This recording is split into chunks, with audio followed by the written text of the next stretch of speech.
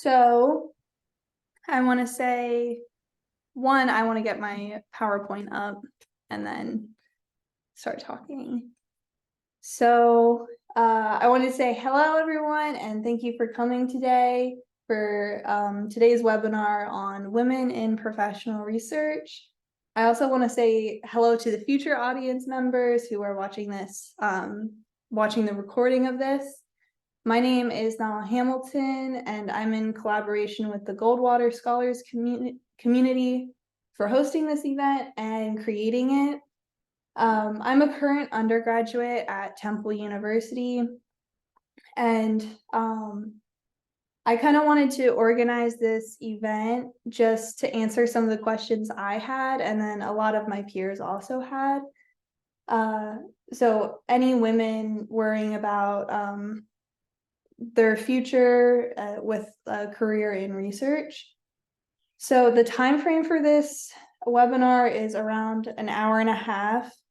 We'll spend around 1 hour on the actual topics and then around 15 minutes for the Q&A, and obviously introduce everyone beforehand. So, and also just for everyone's awareness, I'm recording this for future use.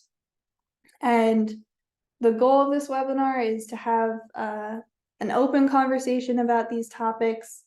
A lot of the issues covered do not have right answers. It's more about giving an opportunity for people to share their experiences, and hopefully we can gain some type of knowledge from that.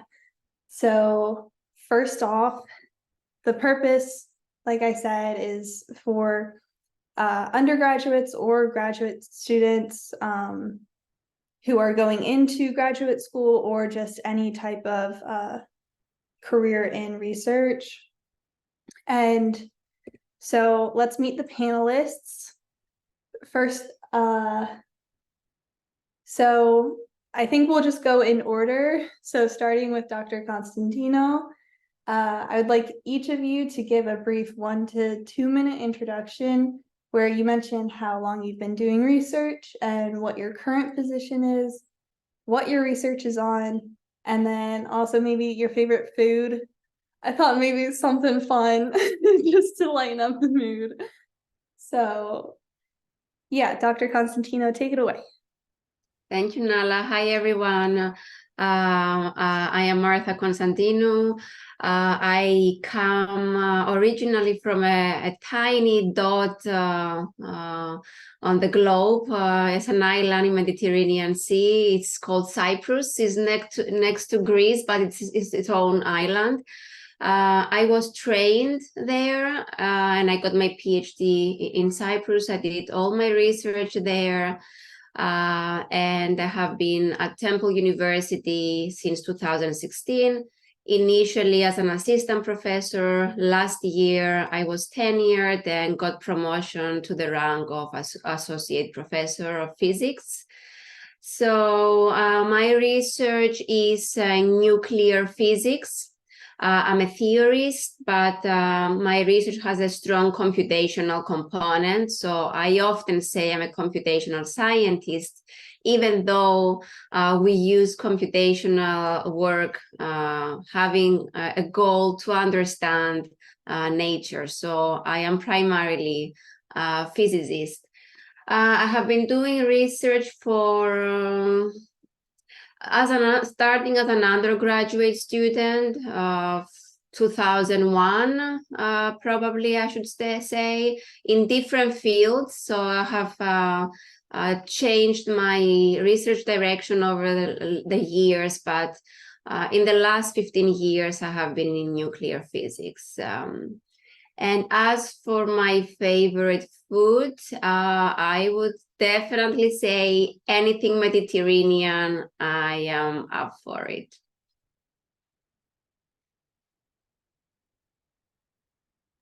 Thank you. Dr. Valentine, do you mind going now? No, sure. Hi, my name is Anne Valentine. I'm a professor and chair of chemistry at Temple University.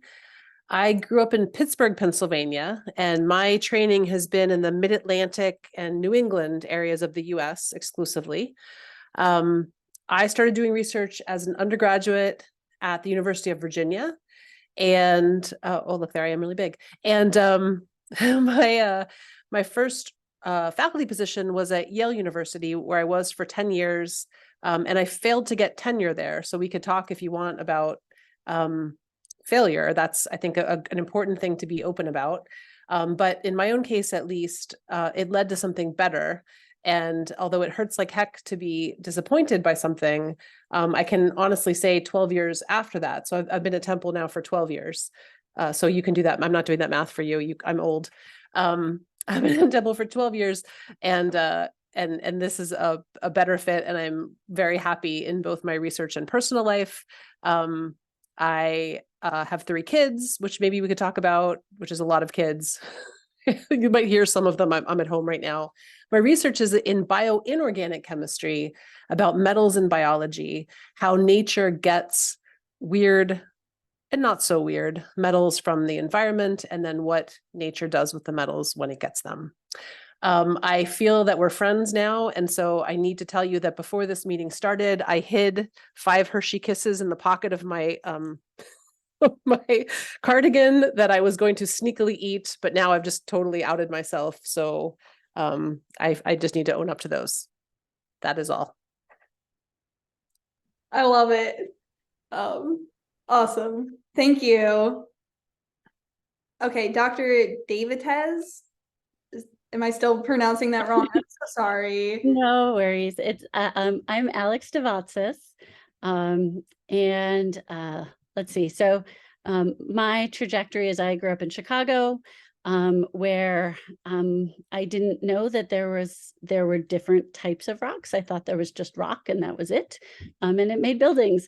And then I went out to college in California and graduate school in California, and I became a geology major, where I learned that there was such a thing as a granite and a basalt and all these other kind of cool, interesting, different types of rocks, and they all tell an interesting story. And so my research took me into looking at the oldest rocks on Earth and trying to understand what they could tell us about the early Earth environment, in particular when the early Earth environment was getting bombarded by large meteor impacts. And so I worked on that for a while, and then I went to NASA Ames Research Center, where I worked on the HiRISE camera, which is part of the Mars Reconnaissance Orbiter. Still work a little bit on that, and then both of those projects I still work on today. Even I've been at Temple for 15 years now, and I've sort of expanded into also thinking about spatial reasoning in the geosciences and sort of what the cognitive science can tell us about geoscience practice and teaching. I'm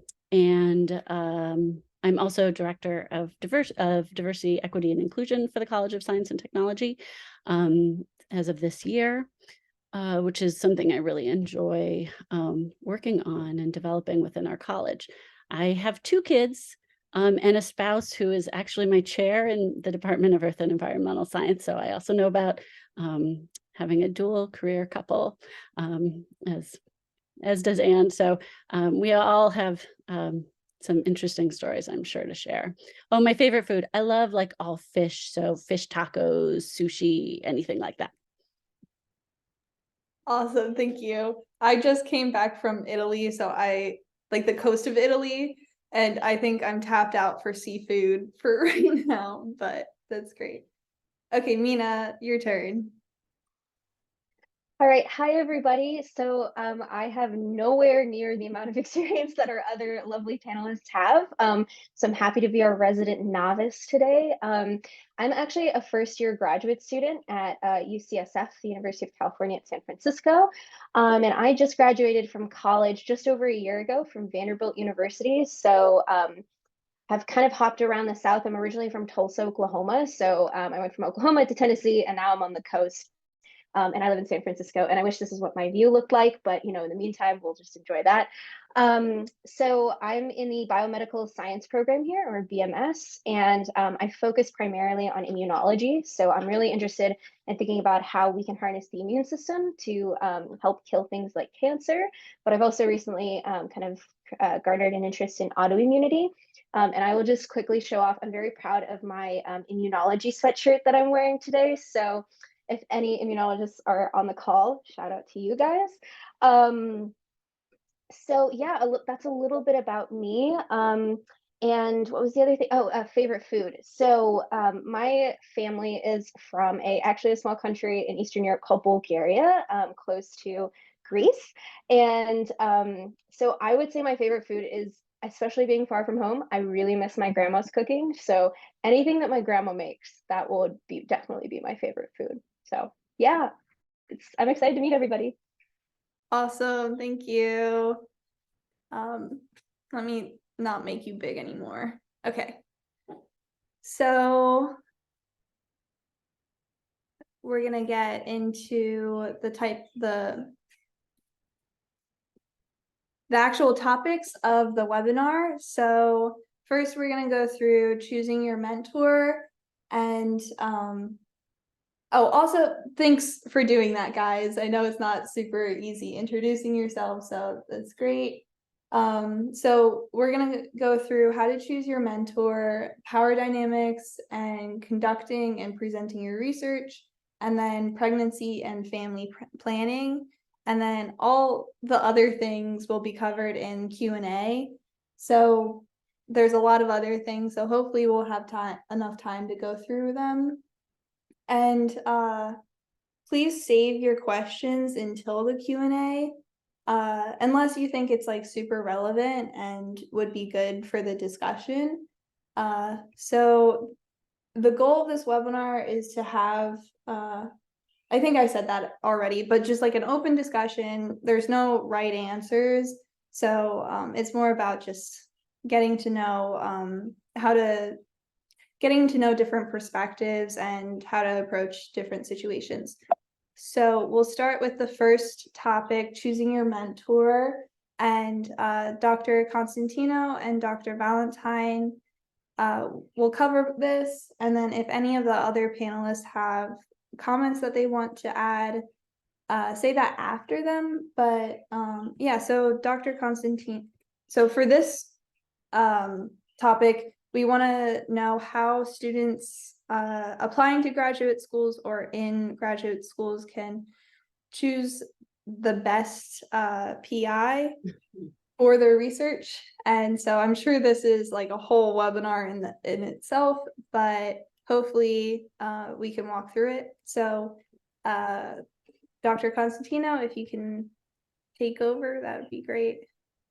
Yeah, sure. So I should also mention that I am, and I have been for the last 2 years, the chair of the graduate admissions committee. So I have seen, and actually I have been on the committee since 2016. So I have seen hundreds of applications to our graduate school. So I'm happy to talk more specific if there are questions about the process.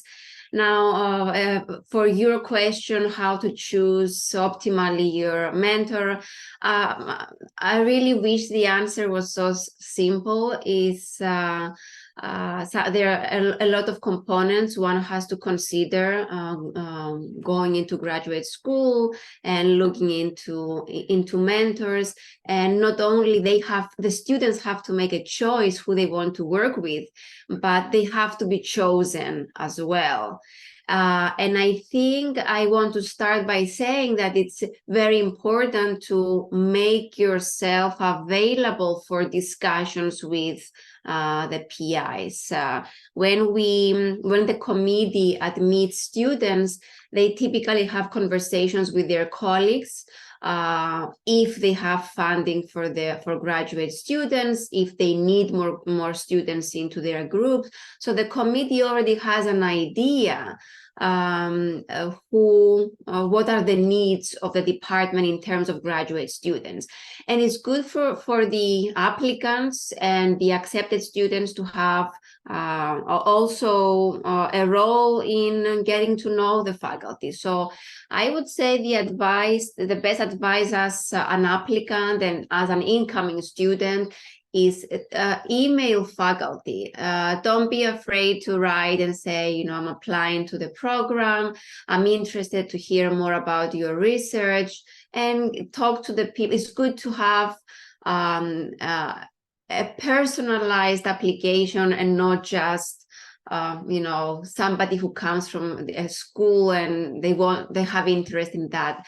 It's good to have conversations with the committee and the faculty. And more specifically, I would say that it's important to ask what makes a good graduate student in everybody's group that you're interested in, so you can understand, will you be successful in that field? You might have a vague idea of what nuclear physics is, but maybe you don't have an interest in computational science. So unless you talk to me and you learn that you need to be very competent in computational language, you may think you can be successful. So you don't want to come into grad school thinking that I will work with her without knowing what this entails. And the other thing you should ask to identify a good mentor is ask them what are the career opportunities that you will get if you are in their group. Research training, mentoring, networking, funding, all of these are extremely important matters, and typically we don't prioritize them in the discussion, but they are decisive factors if somebody is going to be successful. And maybe the last thing, I think it's important, talk to other graduate students in the program enrolled. I always connect applicants and incoming students with other graduate students and talk to get different perspective, because if somebody says, I don't like her because she's too demanding in her lab and she's unbearable to work with, this might mean that there is a lot of work and a lot of different research opportunities. It might mean that one can get the diverse research experience and networking. So if somebody feels something is too much, it might mean that it's more appropriate for somebody else. So get the perspective from different people.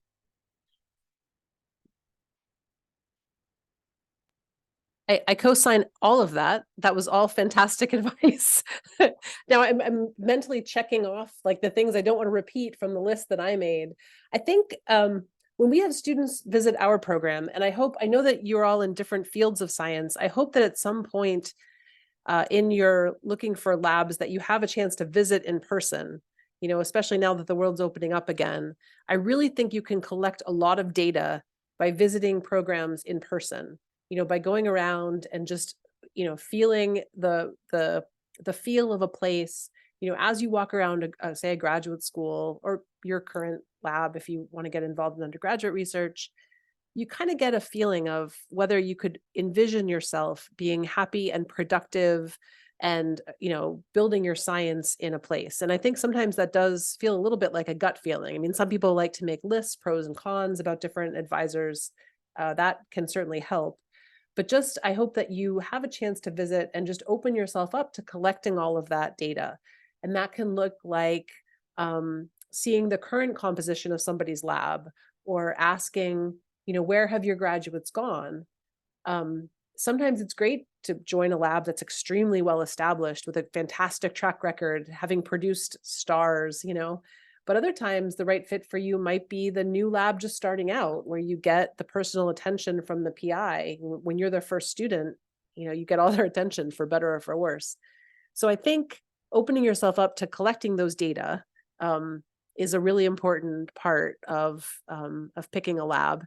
And typically for graduate school, you'll pick a graduate school first. And so you'll probably get the advice to pick a school where there are a couple of faculty you could envision yourself working with. And that's also good advice, because, who's to say whether the person, whether you'll really have an opportunity to join that lab, you'll open yourself up to better success if you can imagine at least a couple people working with. And then, as I said, seeing maybe where their trainees have gone. Since this is a panel specifically for women in science, I will say, my graduate advisor, so there were 0 women faculty at the place where I was an undergraduate, just 0. There were 2 at the place where I was a graduate student, but neither was in a field of science that I was interested in. So I didn't work with them. But the male faculty member that I had was famous for producing tons of female faculty members. But we never could get him awards for women in science because nobody would ever say that he was kind to us or gentle, or nurturing, anything like that. He was exactly as difficult to us as he was to everybody else, which was just what we wanted. But for me, it was a really good fit. But as I said, other PIs won't have a track record because they're young, or, so you want to trust yourself, I think, to pick a PI. And the last thing that I had on Nala's prompts for us that she's thoughtfully sent out, there was a prompt about red flags. And the best advice I ever got there is just in general, if something seems weird, it's almost always much, much worse. So just don't excuse people, for in the initial stages. It's much easier to avoid a bad situation than to get yourself out of it. If something seems weird, it's your gut's probably correct. That was all I really had to add. I'll just open it up to other panelists or others.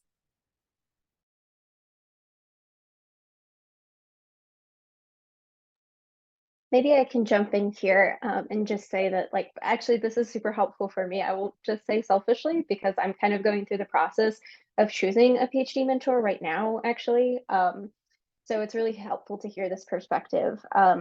And I just want to echo again how important it is to talk to other people, and going to a graduate school where there is a breadth of faculty that you would be interested in. So part of the reason why I chose to come here to UCSF was because it had one of the largest selection of faculty out of all of the schools I was looking at. And I felt like that there was a really solid handful of people that after talking to, I felt like we related not only, or I wasn't just excited about their research, but I also felt like I related to them on a personal level and I could get along with them. Which I realized was super important for me because I needed a mentor who would not just support me on the research side, but also personally and kind of growing as a scientist. Do you have rotations in your selection? Yes, actually. Can you talk about that? Because that's an interesting thing maybe younger students might not know about.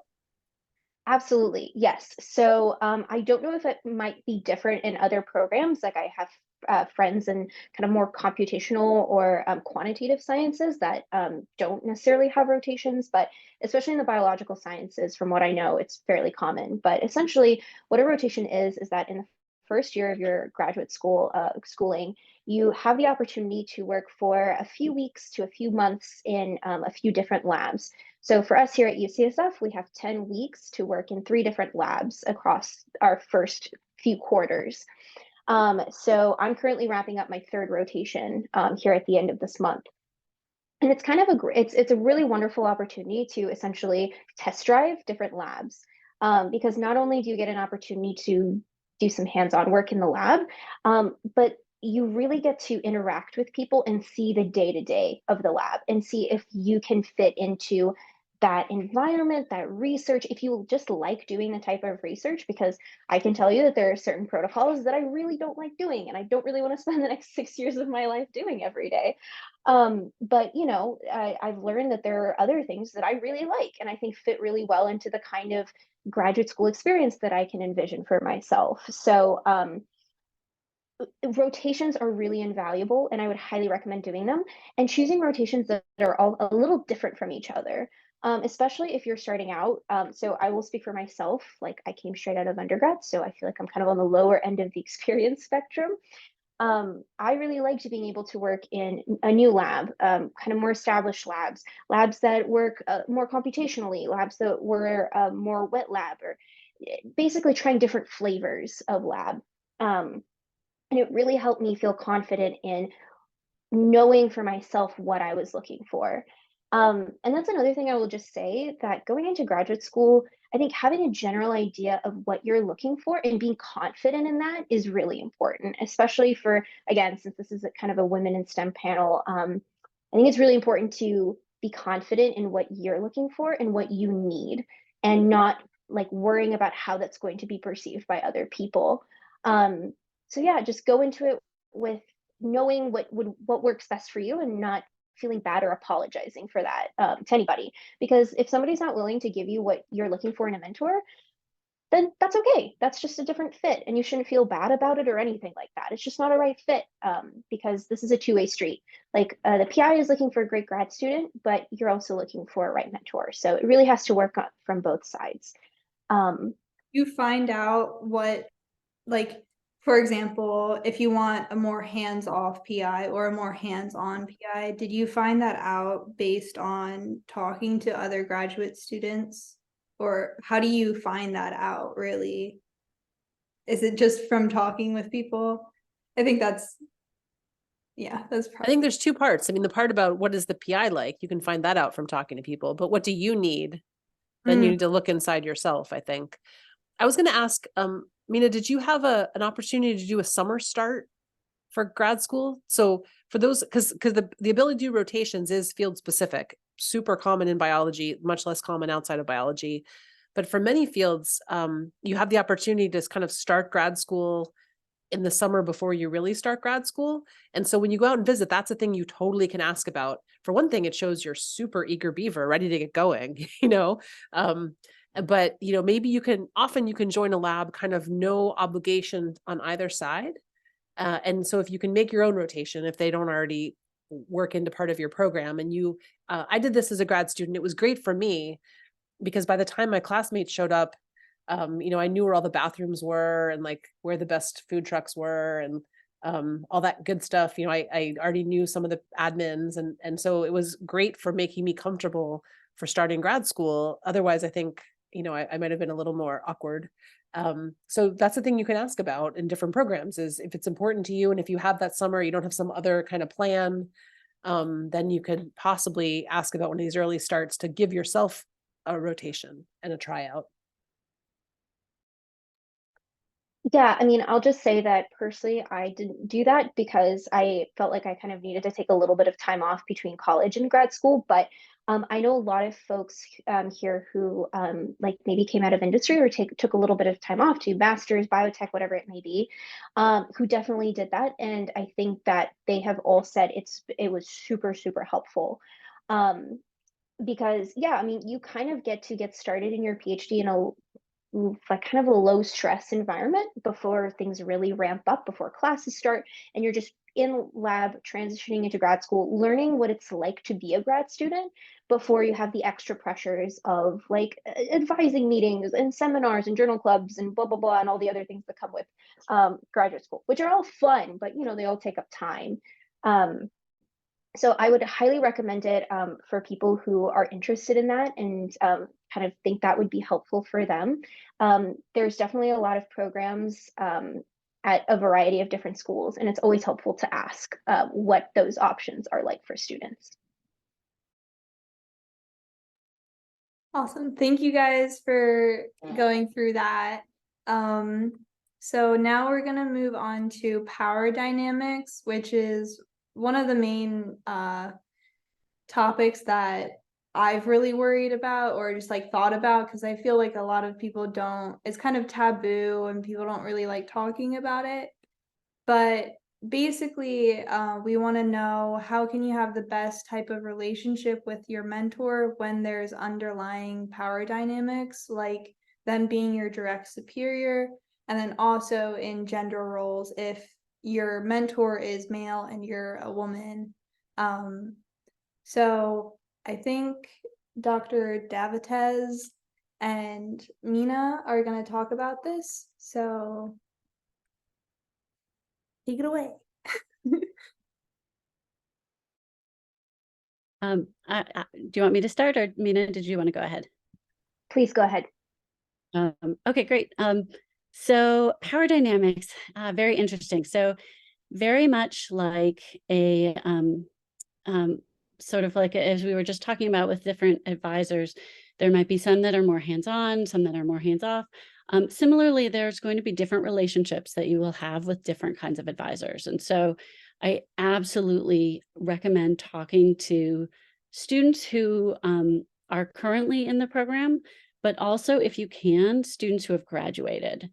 So oftentimes I'll give the emails of students, if they're okay with it, of some of my past students who have already graduated from my program, just so that incoming students, potential candidates might have an opportunity to talk to them. Because again, there's going to be different types of relationships. So there are some advisors who tend to take a more friendly role.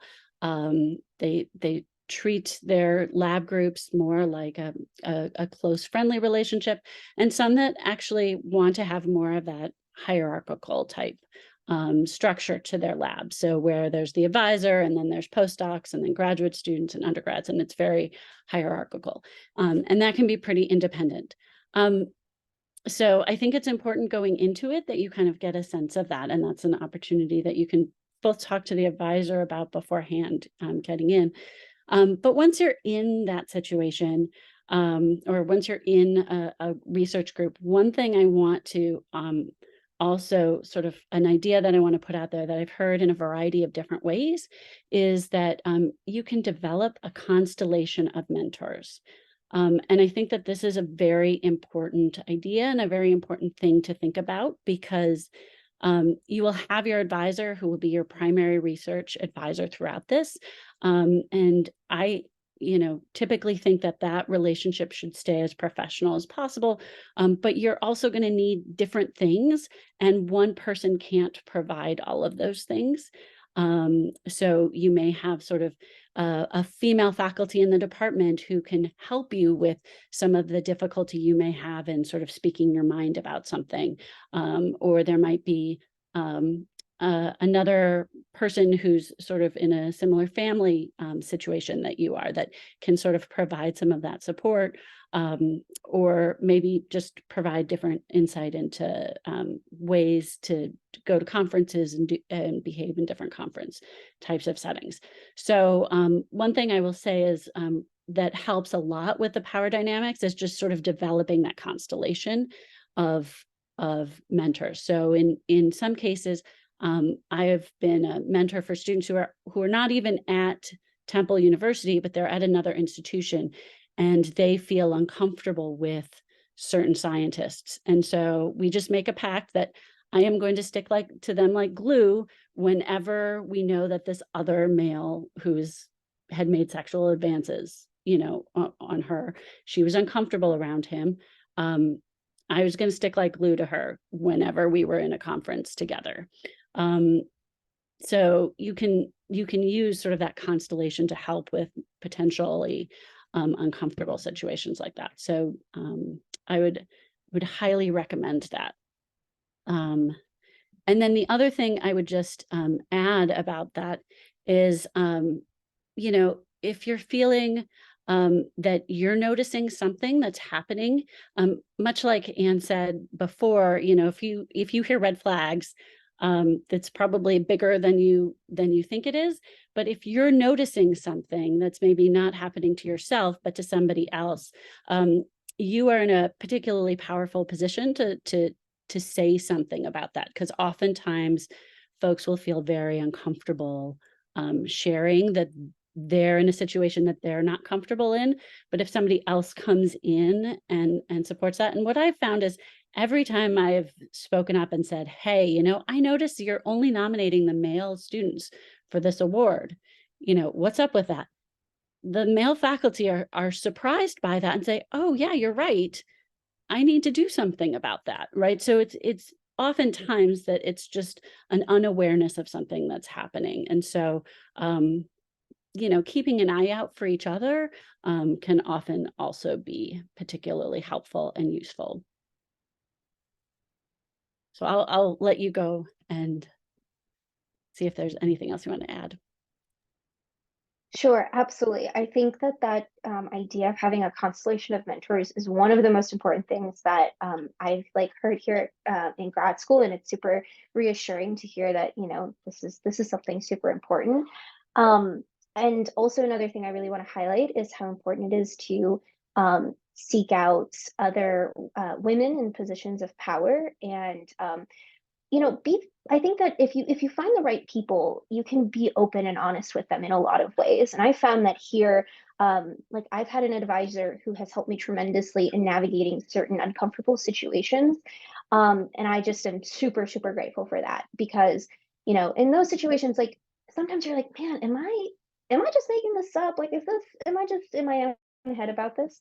But I think also learning to trust your gut, and even if it's not something, because I think, at least in my experience, a lot of the, I guess, abuse of power from higher up male colleagues can come in very subtle forms, like on a daily basis. And it's not something like super overt. It can be very subtle. And so, for me, like, I've been in situations where I'm like, this doesn't feel right. And at first I doubted myself. Like, I doubted that it was just me and I was being dramatic about this or whatever. But, in connecting with other women and hearing like, no, that is not okay. And like, this is strange. And you should just try to avoid this person as much as you can. And if you need help, like, I can intervene. Like, that was an extremely validating experience. So I just want to re-emphasize again how important it is to listen to your inner voice and to listen to your gut. And if something feels off, even if it's like subtle, even if it's just a little bit, listen to it and stay away from that situation. And just be aware. And it kind of, it's unfortunate that you have to be as aware as you have to be in certain situations, but I think being able to, I don't want to say protect yourself, but being aware of your surroundings and being aware of certain situations is the best thing that you can do for yourself. So trust yourself. Again, I just really want to emphasize throughout this whole conversation how important it is to trust yourself and just build up your own confidence, because that is, in my experience, what has helped me a lot in navigating this kind of first part of my career. So want to emphasize that. Also, I think Nala had some questions for us that I can maybe just like hop on. So kind of in line with this theme of confidence and being self-assured, I got a question about basically how to speak up when you disagree without appearing aggressive or shrill or nagging or anything like that. So I think that this is something that I would say kind of relates to the first question, actually, in a way, or the first topic. The first thing I would really suggest is whenever you're thinking about a mentor, finding a mentor that is okay with you disagreeing. And I think that actually, as you're rotating or talking to people, like, trying to actively bring up a source of disagreement and seeing how the other person responds is actually kind of a great strategy, because you can see like how this person not only talks science, but also how they react whenever you have a differing opinion, and whether or not they're going to allow you to explore that curiosity or explore that other idea, or if they're going to shut it down and kind of just believe like it's my way or the highway. Because in grad school, like, kind of the goal, right, is to learn to pursue your own questions. So being in an environment where you feel comfortable to do that is extremely important. Um, and again, I think that having confidence in yourself and your ideas and not feeling like, oh, I'm going to just say something stupid, so I'm just not going to speak up, is like not the purpose of the training. Like, you're in grad school to learn and to make mistakes and to learn from them. So, especially if you're somebody who's shy, like, kind of being in situations where you build up to maybe like starting to ask questions in small seminars and learning to be comfortable with that. And then building up to being like, okay, if we have like a departmental journal club or something, like, I'm going to try to ask one question every other week or something like that. And just learning how to slowly build up that scientific confidence is really, really important, because you are there for a reason, and like, you have great ideas and you are there to train and to learn about yourself and about science. So take advantage of those opportunities and don't be shy to do them, to do so. So I would highly, highly recommend that as well. And then also we had a question about forming deeper connections with PIs. I'll just quickly touch on this. I'm sorry, I'm probably rambling. And Nala, please feel free to cut me off if I'm talking too much. Oh, you're great. Great. Okay, great. So I would also say that, for me, I knew that like having a personal connection with my PI was really important. I was very fortunate that in undergrad, I worked with an amazing woman who really, I like kind of came from it like a more old school background, but she built me up so much and like really taught me how to be a scientist. And I'm so incredibly grateful for that. And I felt like she was able to not only build me up scientifically, but personally as well. And that was extremely valuable to me because I was super, like, we'll talk about imposter syndrome later, but like I was so nervous going into science. I really thought that I was going to drop out of my major my freshman year, because I was told to by somebody in my department anyway. But yeah, so I think finding somebody who's going to be there for you whenever you are feeling like that is really important. But I will say that now in graduate school, like the PIs that I'm probably going to be working with are all men. And so that's been kind of a shift for me, because it's like, okay, how do I create that relationship kind of in this new context? And I will say again, it comes back to starting to have conversations with PIs super early on, so you can kind of get an idea of what that person is like and if you can have that kind of relationship, right? And just, I think, as long as you're being professional and as long as you are getting green flags from the other person, setting boundaries is super important, and like kind of knowing that this is a professional relationship, and like your PI is not necessarily your best friend. I would say, and I don't want to speak broadly, but this has worked for me, so I'll just speak to my own experience. But as long as you're treating your PI as a personal mentor and not as like your best friend who, you're just like chatting up about general life things and like kind of these more personal topics, I guess, that may be a little inappropriate for a work setting, because again, you're at work. I think that that's like, as long as you're not doing any of those things and being professional, you're in the green zone, and you can kind of slowly build up to finding topics that you can get that mentorship you need on. So yeah, I think again, as long as you're professional, as long as you find somebody who's willing to be professional with you, and if you feel like you need that personal connection, go for it. So Can I add to that, that alcohol is a big deal at professional conferences oftentimes. And I think it's something to bring up. I've been at especially small meetings, small conferences, where I've had conversations with particularly postdocs or senior graduate students who feel like they need to go out and socialize with beer in order to get the job. And I can tell you, absolutely, there is no reason why you need to go out for beers in order to get the job. And in fact, that can often be very detrimental. Again, we're still a science where there's a lot of older males and a lot of younger females.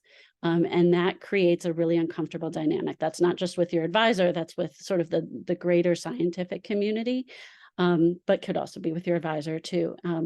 And so I just want to sort of dispel this myth that, those jobs or, the next PhD opportunity or what have you comes out of some of these socializing types of environments at conferences, because that seems to be a very big misconception. And that's also where I tend to see the most abuse of power and uncomfortable situations coming up. So, if you want to go out and have beers, I would highly recommend doing that with a friend, not, or if you're going to go out, have one and then leave, because it can often create really bad dynamics. So keeping that very professional, I wholeheartedly agree. I just want to hop in, and that's a really excellent point. And one of the most, I don't want to say shocking, but kind of shocking things for me in grad school was how prevalent alcohol is at certain conferences and social events. And first year grad students, when you're choosing a PI, look for who is acting in appropriate versus inappropriate ways at those conferences, because that can reveal a lot about a certain person. And especially in that first year, when people are trying to recruit you, they are going to have their eye on first year graduate students. So always have a buddy and look out for those red flags, because they come out quite often at those events.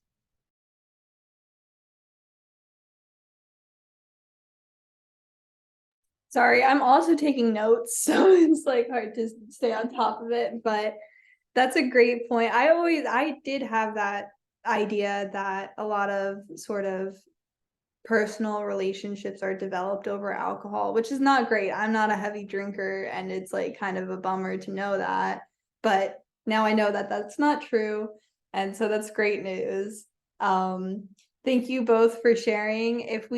I'm sure we'll get into more topic or questions in this topic in the Q&A, but we should move on to the next topic, which is conducting and presenting your research. So basically, we want to know, how can you engage with people and effectively communicate your research? So Minna was talking about seminars and that type of thing. So like, how do you present yourself and that type of thing? So I think for this one, we have again, Dr. Constantinou and Dr. Valentine. So if you guys could take the floor. Martha, you want to start again?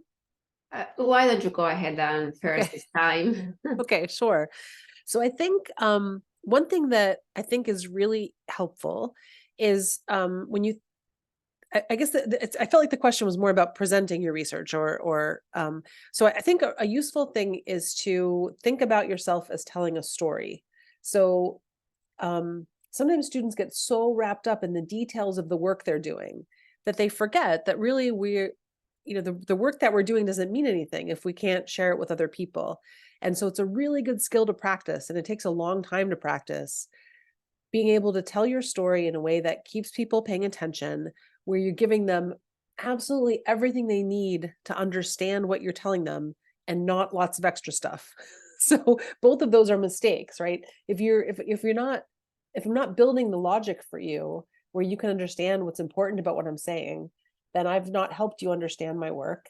And also, on the other side, if I'm giving you all kinds of other stuff that I just think is interesting, you lose the focus because there's all this extra stuff to talk about. So it takes some practice to get this sort of empathy, like this scientific empathy for, what can this person be expected to know?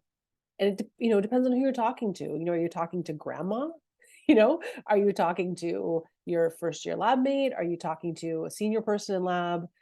It just, you sort of work the level, it takes practice to hit that empathy to be able to tell that story. But that is super important. I think that's one of the most important things. And so getting chances to get up and speak and tell your story is really good. So, in chemistry at Temple, we hire an acting coach, which sounds really silly, but we actually have him come in for first year grad student orientation. And he just works with our students about how to hold yourself in the front of a room. Scientists are introverts often, and we kind of crunch ourselves up and we like protect our middles, and he works with the students to get them to put shoulders back and have a strong voice and command a room. It's important for teaching, and it's also important for communicating your research. And those skills are really interchangeable. So as a graduate student, you'll often be a teaching assistant. Probably you have teaching assistants now. And just that's a good practice. Every opportunity to get up and tell a scientific story is practice. And you learn how you're going to be. You'll learn if you're going to be someone who tells dumb jokes when they give science talks, or someone who's very serious, or, you'll work out your own storytelling. But practicing and thinking about audience, those are my two most important things that I wanted to say. Okay, Martha, what else did I miss? Oh, I have a lot of thoughts about this topic. The best advice I can give to everybody here is that every time you are giving a presentation, in some sense, you're giving an interview. And this is not only for graduate students, it's also for faculty. Science is peer-reviewed. So our value is often in what our peers think of us. It doesn't matter if I'm an excellent scientist and as Anne said, I can do things and technical and I'm very skilled. If I cannot communicate this, it means nothing. In the audience, you have your peers, you have people who are going to review your proposals, your fellowship applications, your future employers. So you have to approach every presentation extremely seriously. Practice. I know that we tend to not do a full, practice. My suggestion is that you practice out loud. You time yourself. So things you get the handle of your voice and how you present yourself. All of this give confidence, especially for somebody who is not very experienced in giving presentation, which is most of the graduate students. And the other advice I have is preparation is very important. The day of presentation and communication of science is very important. You have to feel comfortable. All the eyes are going to be on you. Don't wear something which is itchy, and while you present, you're scratching your body. I have seen this happening, and it's really distracting, and it takes away from paying attention to somebody's research. Be professional, be comfortable, be prepared, and I think that's a recipe for success. Nala's prompts when she asked us about this were about, included things like, how do I dress to give a presentation or to give a poster? And I think, that highlights again the importance of asking questions, because there's no answer to that question. It's going to depend on your field. It's going to depend on the kind of conference that it is and the kind of role that you have at that conference. And so you just ask people. I think in Alex's field, they're geologists. I think they have to wear flannel. I'm pretty sure, like, plaid flannel is a requirement of every conference. In my case, I remember when 4 of my students went to their first conference, they were worried about how to be, how to dress and how to conduct themselves. And we talked it out that it was, it was a summer conference and it was informal. And I said, you're going to be surprised at how casual people are. They said, oh, no, we're bringing suits. And I said, no, really, you're going to be, there's going to be like sandals with socks and, people with Hawaiian shirts. And it's now kind of a joke in my lab that when you pass your candidacy exam, that is to say, when you become a PhD candidate, having passed, that exam, each student is issued a Hawaiian shirt, which they figure they're now eligible to wear, at conferences, I guess, or just in the world. But other ones, are more formal. And so you just, it's a hidden curriculum kind of thing where how would you know unless you ask somebody, what's the norm at this conference? And so it's really good to ask those questions and to have, that's where, again, your networks are important and, figuring out the right way to be. And yes, I agree, definitely dressing for comfort, dressing in a way that's going to let people focus on your science and not on whether you're, trying to itch the tag that's at the back of your shirt that's itching you or whatever. Yeah, and maybe I should add that what is considered the right dress code for a conference is field specific, same as Anne in our field.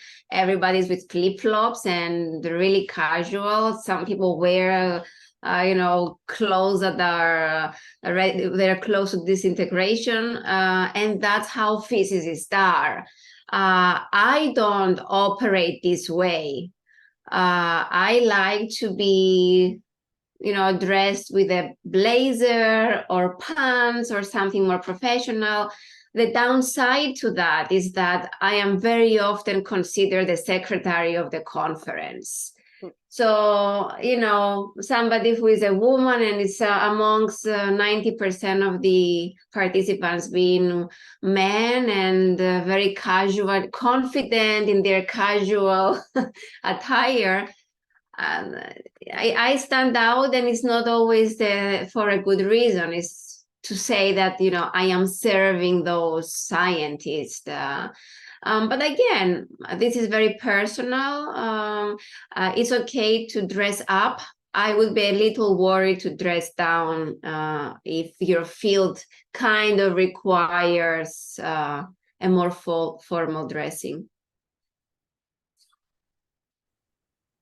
Dr. Constantinou, so how do you deal with people thinking that you're a secretary or not actually a presenter at a conference?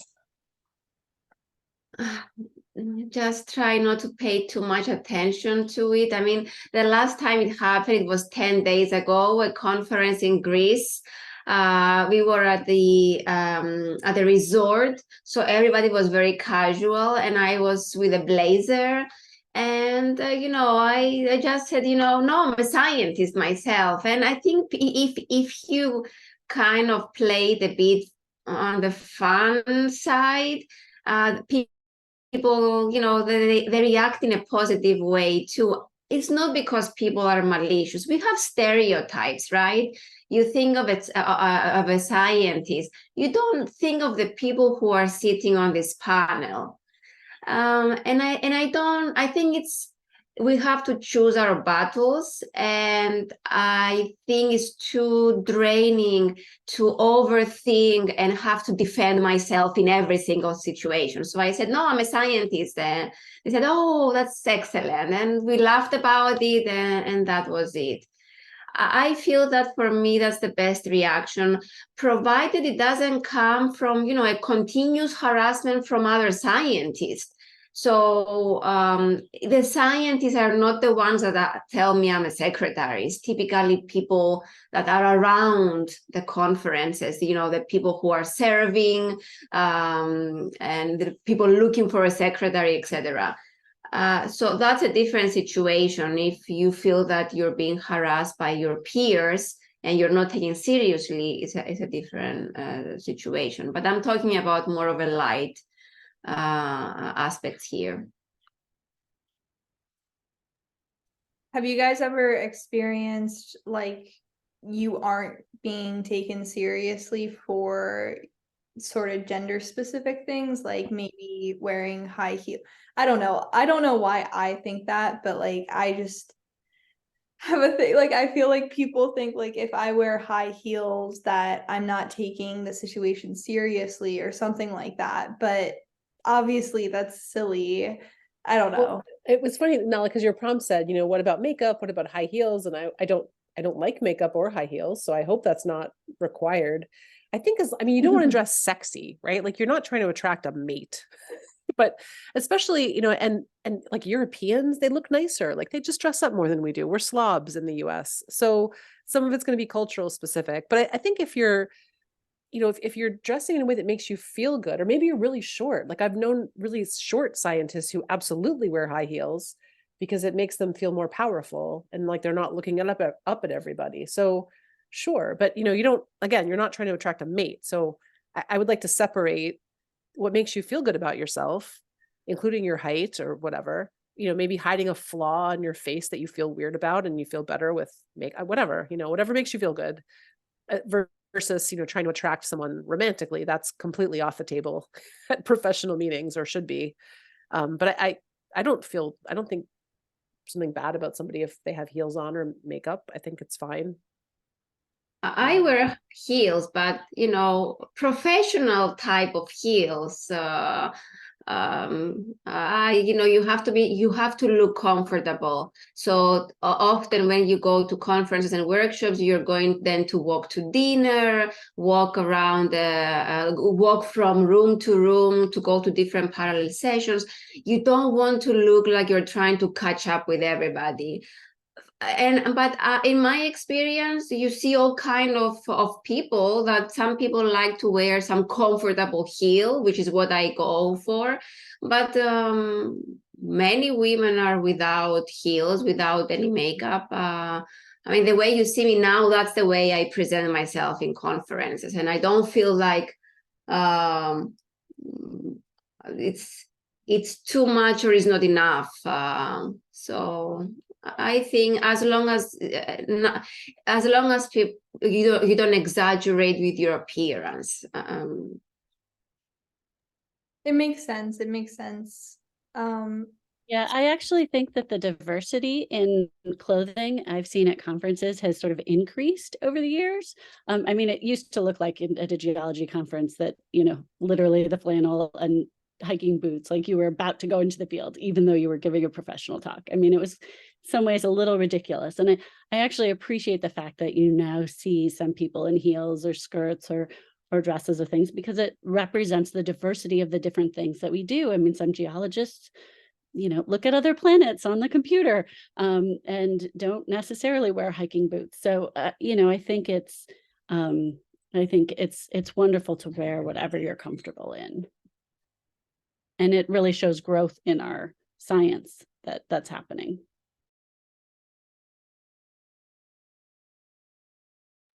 And Nala, if we have just one more second, or should we move on? Yeah, you can say your thing, but try to keep it shorter. A lot of this we will come back to, I hope. I think it's fun talking about it, so yeah. Just a very quick comment. Yeah, I'll keep it very short. I just will also say that like this is something I think a lot about, especially as like a young scientist, because I think in a lot of ways I view the way I dress as kind of a way to also brand myself in a way, which is like a really Bay Area thing to almost say. But like, it is like, I think that the way that you present yourself is really important. And it's a great way to also show off your personality. So I love dressing in like a full power suit when I go to conferences, with like a fun loafer and a fun like shirt, like a collared shirt that I think has like a fun design or a fun color or something that adds a little pop or a little personality. So I think that as long as it's comfortable, it's so important to be comfortable. And as long as you're kind of portraying yourself or presenting yourself in a way that you want other people to perceive you, I think that that's just ultimately the most important thing. And your brand can be whatever you want it to be, but I think it's like helpful to be mindful about your like what you want to be perceived as whenever you're thinking about what to dress. And being overdressed sometimes, like my rule of thumb is also like it's always better to be overdressed than underdressed. And if you're going to a conference where you don't know what the dress code is going to be like, bring your suit, bring a couple of shirts, and then bring maybe you can always pair like that nice collared shirt with some jeans, and it's like just bring outfits that I think are like kind of more flexible and versatile, and you can mix and match to dress up or down depending on what things look like when you get there. So yeah. Awesome. Thank you guys. Okay, so now we're gonna move on to the last big topic of the day, which is pregnancy and family planning. And basically I've struggled with like this problem where I don't really know what the best time is to start preparing for a family, or when to have a child when you're in a career in research. And so yeah, let's talk about that. I know Yes. Valentine, also at the end, if you want to chime in and talk about your kids too, that'd be great. Thanks. Okay. Yeah, so Nala, you had shared a question of when do you have kids, and really there's no answer for that. It's whenever you are ready for it, and whenever you want to do it is the right time to do it. I had my first child in graduate school, and I had my second child my first year at Temple as a faculty member. So both were somewhat stressful times to have kids, but there's, again, also great times to have kids. I would say that the most important thing to think about when you're sort of in this planning stage and thinking about that planning stage is that during your pregnancy, in the sciences that's more science specific, is when you're pregnant, there are going to be certain health concerns that you're going to need to be aware of. So if you're working in a lab, working with certain chemicals, certain different types of things, you may have restrictions during pregnancy. That's one issue. For me, for example, I was not able to travel up to elevation in during field work during one of my second pregnancy. There was a time when I was not able to travel up. And there's going to be a multitude of these kinds of things that you need to worry about. That's really only 9 months though of this process. So that's but it is something to sort of be aware of and think about. I did have my son during the end stage where I was mostly writing my PhD. So I think the aspect of that I think is really important is sort of early communication with people and thinking about who you want to communicate with. So I was also a sabbatical replacement when I had my son while I was a grad student. And as it turns out, he was a month early. So I had to write the final exam for the class in the labor and delivery room. So, you can't always plan things is sort of the short answer there. So being as clear and communicative with folks as possible really helped that process all the way through. But I think it's also important because I've seen situations where, maybe advisors have shared about the pregnancy of a postdoc or something like that with other people. And then that postdoc didn't necessarily feel comfortable having that information shared. So you also need to be very clear in that communication. So if you decide to share with your advisor, I'm pregnant, I'm expecting a child, also say, I'm happy for you to share that with anybody, or I'd like you to keep that information private. And making that sort of as clear as possible, I think, is really important. The other thing that I learned is in both of those cases, in two different institutions, there were changing rules around pregnancy and leave and sort of those first few months after childbirth.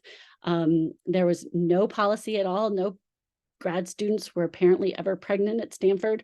And so they didn't know what to do with me at the time. And then they developed a policy shortly thereafter. Talking to people and finding out what the policy is, because inevitably you have more rights than you think you do. I think in both cases, I could have fought for more rights, either more time off or other accommodations during the pregnancy. But for, I didn't want to be an imposition. I didn't want to cause trouble or anything else like that. And so I tended not to ask for those things. And so I would say that one of the most important things I've told other people is, find out what your rights are and ask for things. I mean, my daughter was born right before spring break. And my first semester or second semester at Temple. And then, I was back in the classroom a couple weeks later. And I should have not done that in retrospect, but at the time I didn't necessarily know. So talk to other female faculty who have been through it, talk to other folks who might know about it. So that's my general advice.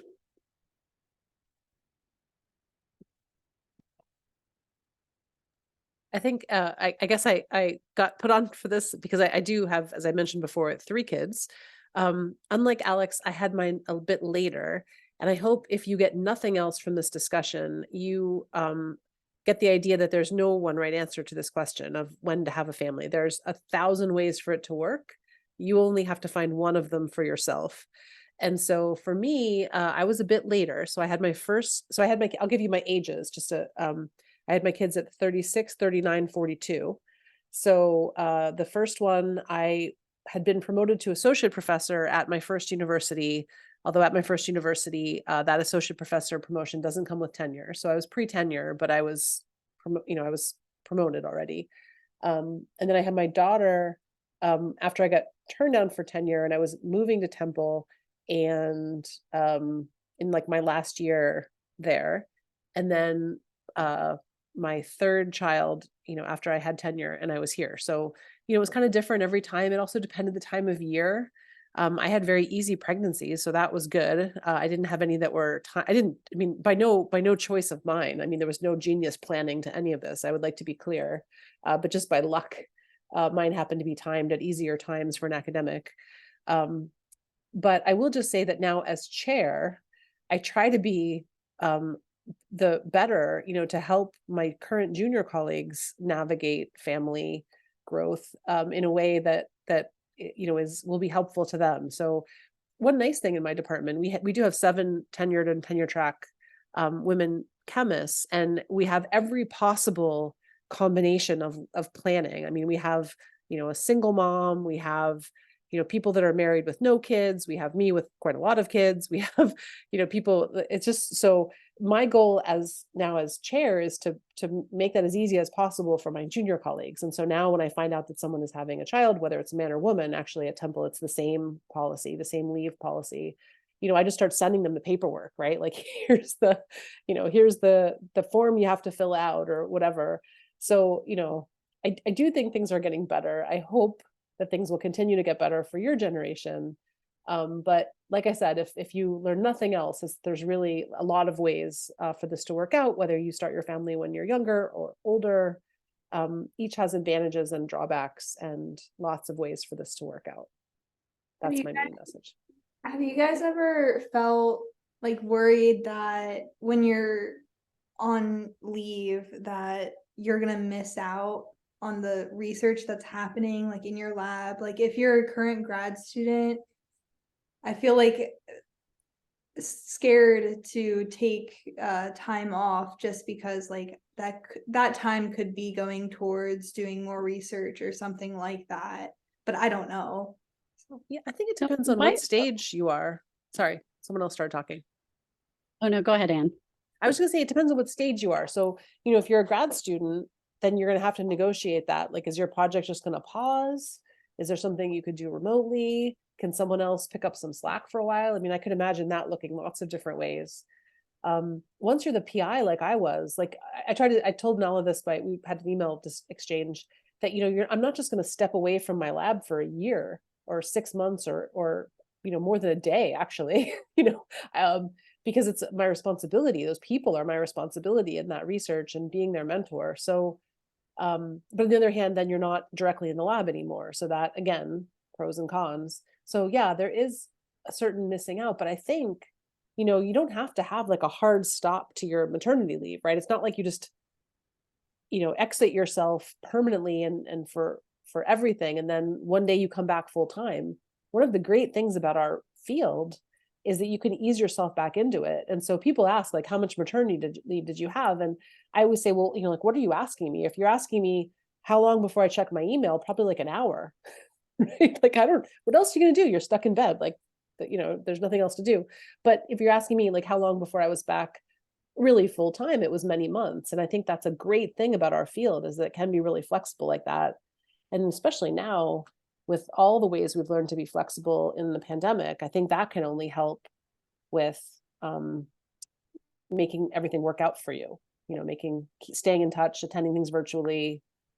I think that your toolbox is way better now than it was 5 years ago. Okay, I'm done now. Yeah, I'd also add, when I went to my postdoc advisor, she was amazing. She was incredible. But one of the first things she said to me is, I love having postdocs or graduate students who have kids, because they actually have great time management.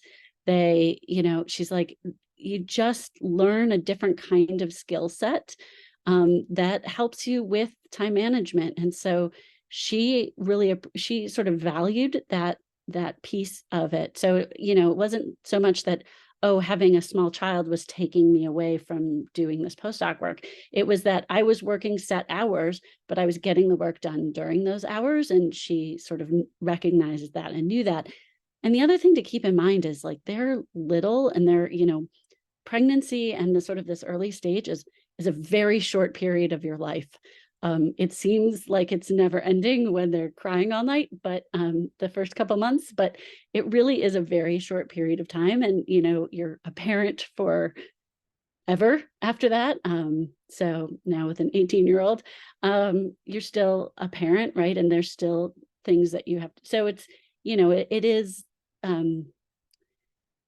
like keeping perspective that that's only a very small piece of this whole journey of both your scientific career and your family career, and they can both move together as well as you want, as very easily. And many people have done it, and many people choose not to do it, and either is perfectly fine.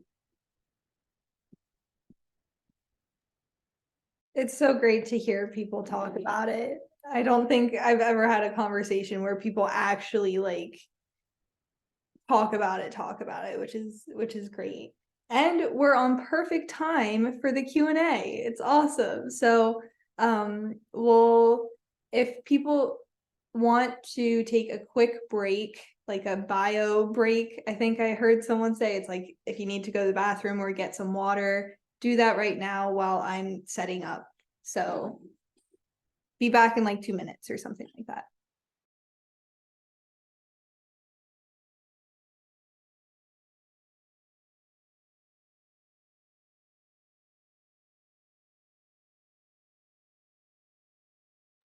Minna, just to break the silence, I heard you talking about Bulgaria.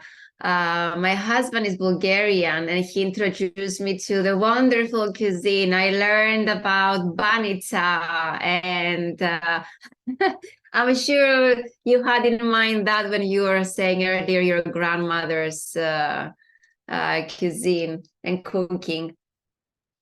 Oh my goodness, I never meet anybody who even knows what Bulgaria is. So this is so exciting. That's amazing. Yes, my grandma makes the best banitsa. I have tried replicating it, but it's nothing like grandma's cooking. So, oh my gosh, Yeah. that's what a small world. What a small world. Yep. I Bulgaria is a big country. So there are many Bulgarians. There are more Bulgarians in the US than probably Bulgaria right now. that is very true. Growing up in Oklahoma, there wasn't a lot of us. Oh, But I see. actually, like since moving out here to California, I've been fortunate to meet some more folks, and kind of as I've gotten out of my hometown, I've met a lot more people. But it's yeah. So I always love hearing it, and I'm always pleasantly surprised whenever I get to make that connection. Do you mind me asking where your husband is from? Pleven. Oh, okay, bravo, awesome. That's small world. Thank you for that. That just made my day. Okay, so if you have any questions, put them in the chat or raise your hand. I have a few. That's not surprising at all. But so to start off, do any of you feel like you've gone through like imposter syndrome or something like that? And then like how do you deal with that, and how do you stay motivated when you think you're not doing something right or something's just, I don't know, you lose confidence in yourself, that type of thing?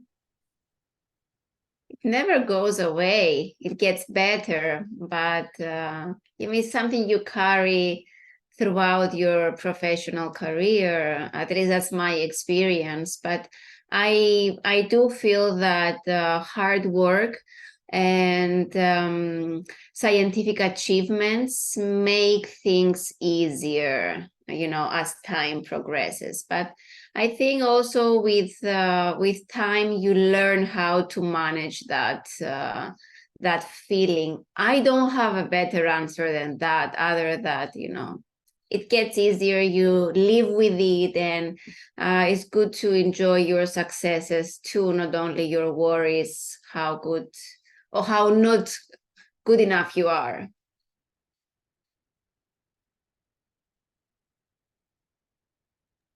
I also sometimes say fake it until you make it, especially to my students, because I see a lot during the hiring process that oftentimes the portrayal of confidence during interviews can really sway faculty, and it is an important part. So taking an acting class might be the strategy that you have to do, but we're all in some ways faking it and trying to display that confidence. So I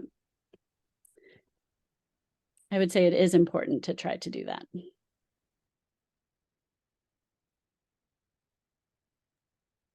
Yeah, I mean, I can hop in here as well and just say that, I definitely have experienced, I mean, I'm still experiencing it very strongly. And sometimes I wonder like how I ended up in the position that I'm in. Like, I still kind of can't believe I'm in grad school sometimes. But I think it just something that was brought up earlier is like, first of all, relish the successes and relish the highs, because I think as you also continue on into your career, like they're going to become less often, and like that's just the case for the majority of people. So enjoy when things are going well and be proud of yourself in those moments and really enjoy those. But I will also say that when things are kind of in more of a lull, like know that that's also normal, and know that everybody is going through some level of imposter syndrome. And I always say, like, don't compare your behind the scenes to other people's highlight reels, because you never know what's going on behind the scenes with other people. And you don't know what kinds of problems they're facing, what kinds of advantages they had. Like, it's just, comparison is the thief of joy, period. Just don't compare yourself to people. And as long as if you know that you're making the right decisions for yourself with the information that you are given at the time in which, within the time frame in which you're making said decision, just have confidence in that, and know that if you're making the best decision you can and working to an extent where you feel productive and it's a sustainable level of work. That's why I hesitate to say working as hard as you can, because like that also can lead to burnout and being very miserable. As long as you're doing all of those things, just believe that you are doing everything you are capable of doing, and be happy with that. And because work, it will never be enough. Like, you will never be working as much as you would ideally maybe hope that you are. You will never be as productive as maybe you ideally would want. So just believe that you are doing the best that you can, and have confidence in that, and know that things will pay off, even if things are not maybe paying off in that very moment. Like, it's a marathon, not a sprint. This is a very long career. So as long as you're building the foundations, getting the skills that you want, and you're being purposeful about the way in which you're spending your time, you're golden. And you deserve to be where you are, and it's not a fluke. I promise you, even though you can kind of get into your own head about it, like, for you to get to where you are, I mean, heck, the majority of people watching this webinar are Goldwater scholars. Like, it wasn't just by happenstance that you got that. Like, a lot of people agreed that you earned that, and you should be proud of yourself for that. And it's okay to be proud of yourself. Took me a while to realize that, and don't be embarrassed of feeling proud of yourself. I always So try yeah. to find like any excuse to celebrate, like literally like anything, like the end of a test or something. I'm going to dinner, like I'm it's great. Those are great tips. Emma has a question that she put in the chat. She says, I would love to hear more about the experience of having a spouse/partner who's also in academia, either in the same field or in a different field, talking about like the advantages, disadvantages, things to be aware of, that type of thing. Sounds like that one goes to Alex first. So I met my partner in grad school. So he is in the same field as me. So we went through sort of the postdoc search, and then he was older than me. He did his postdoc before. And so we purposely always decided that it was very critically important for us to be in the same place. But I've known lots of other people who have made decisions to sort of, choose to spend some amount of time apart as a strategy for building their career leading up to it. For us, we would just said, no, we're not going to. And we also did a lot of investigation when we were applying to different jobs, to try and determine, like, is this institution going to be welcoming to a dual career couple? Is this not? Temple happens to, I think within CST, we were actually talking about it the other night, there is a ridiculous number. There are like 20 pairs or something like that within the College of Science and Technology. It's a very high number of spouses within the college. And so at some institutions, they regard it as a way to bring in faculty that they want. And so, but at other institutions, they choose not to. And so we just chose not to apply to the institutions where there was not going to be an opportunity for a spouse. So it does narrow in some ways, but that was a choice that we made specifically to do that. I guess I can pick it up next. So I also married someone that I met in graduate school. He was, in this case, a year ahead of me in graduate school. There's a joke at MIT that if you're a straight woman, the odds are good, but the goods are odd, which is very apt. It is true. You get a lot of attention there. You have your pick of all the nerds. And so I got my pick of all the nerds. When we were graduate students, he really wanted to work in industry. And so, we got our PhDs together. He was about a year and a half. We did get separated about a year and a half just because he started a year ahead of me and finished earlier. But we just decided that we were going to figure that out. It's a problem we've solved over and over again in our careers and our marriage because, things aren't always timed out right. He wanted to work in industry, which he did do for 10 years. When we moved to Philadelphia, he didn't want to do that anymore. Also, the economy was garbage at the time. And so he took a job as a lab instructor, originally at Bryn Mawr, then at Temple. And then he went into academic administration. So now he's an associate vice provost of something. He puts on the suit and talks to angry parents all the time, which we would never have predicted as graduate students. That would have been completely insane because I always wanted to be a professor and he never wanted to be a professor. So it really is, it's good. I think the good thing is, to Emma's question, advantages, disadvantages. I mean, it's weird sometimes. We have, unlike Alex and her husband, we have different last names. So that's always fun because sometimes people don't know. So that can lead to hilarity sometimes. But, the advantage is it's someone who really understands your field. I tried to date a law student right before I dated my husband. And, he would get mad at me if I was late to dinner and say, like, who cares about your experiment? Turn it off. I was like, turn it off. I've been working on it all week. I'm not turning it off, So that's a good thing. The person understands your passion. They understands what you've put into it. On the other hand, you get way into shop talk sometimes. So, there's good and bad. I don't know. Martha, you want to go next? I would also say with the name thing, and that's an important thing that Anne brought up is the name change. This was like an entirely traumatic experience, I think, for me. Like in my scientific career, my first publication was with my maiden name, and then I hyphenated for a while. And so some publications still, like, because I have hyphenated before, will still hyphenate it when it gets published, and some don't. And anyway, it's very complicated and nobody really knows how to deal with my last name. So I would say that was a little bit of a traumatic experience in my case. My last name, the only people who have my last name are my family. And so it does help for publications because it's easier to identify who I am. And so that was a little bit part of my calculus for taking my partner's name, and also just because we wanted to for our family sake. So the name thing is a little bit, I wish I had very early on in grad school just said, like, made a clean break and just got rid of my old name and switched it. So I think you can change them now retroactively in the databases for any reason, right? People who are transgender, like you can just go back and change them now if you care to. I don't know. Yeah, it is a totally different world now. So it's a lot easier, I think, in today's world than it was 15, 20 years ago. In my case, it's different than, or something in between both of you. My husband, he's also employed at Temple University, but he's not a faculty. He's in the administration.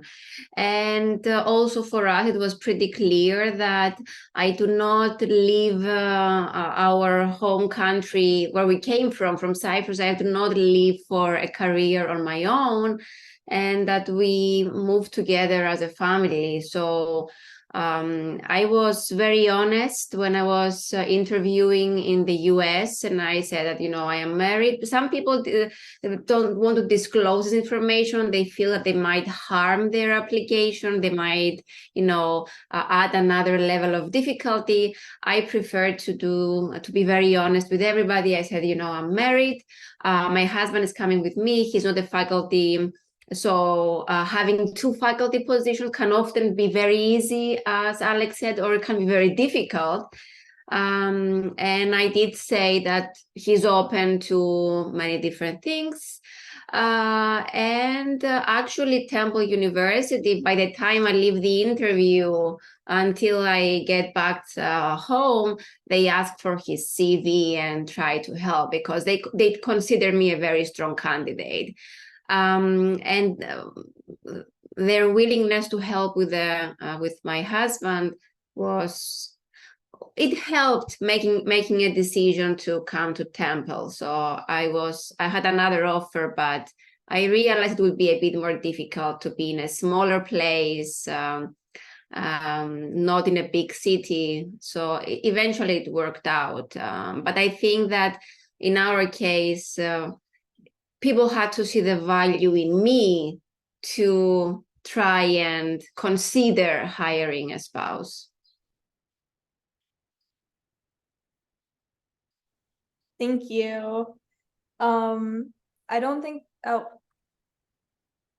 Emma says thank you too. I have one more question and then I think we can end it.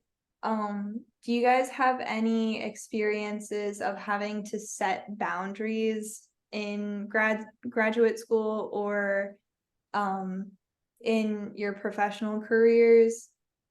I think Dr. Constantinou, we were talking before and you said that it's hard to not say yes to everything when people ask you to get on board with something, and maybe like you guys can talk about how you've dealt with saying no.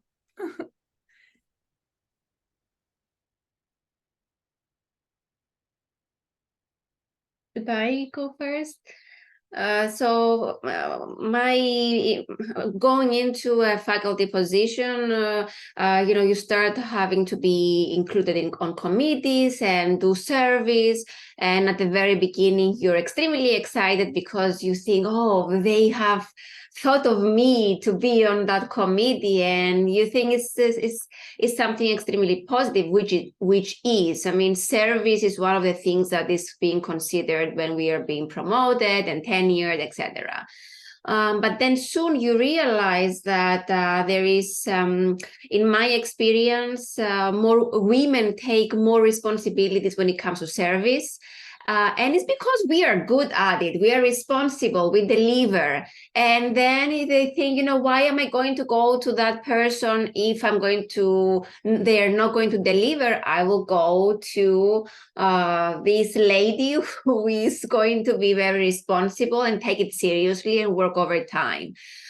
So after a few years, you realize that,